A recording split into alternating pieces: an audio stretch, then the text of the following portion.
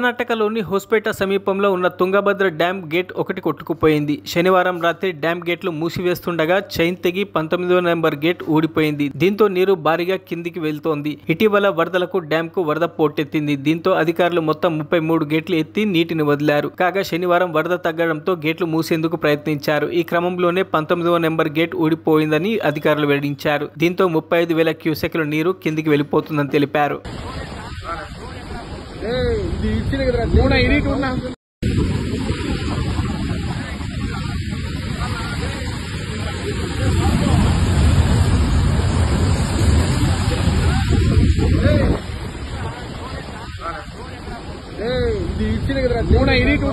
మరిన్ని అప్డేట్స్ కోసం మా ఛానల్ ని సబ్స్క్రైబ్ చేయండి.